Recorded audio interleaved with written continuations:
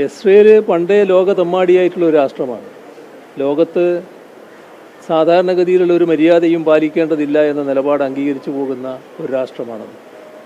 എന്തുമാകാം, അമേരിക്കയുടെ പിന്തുണയുണ്ട് എന്ന ധിക്കാരപരമായ സമീപനമാണ് എല്ലാ കാലത്തും ഇസ്രയേൽ സ്വീകരിച്ചിട്ടുള്ളത്.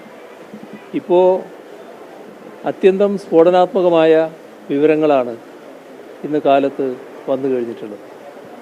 അതാണ് ഇറാന് നേരെ നടത്തിയ ആക്രമണം.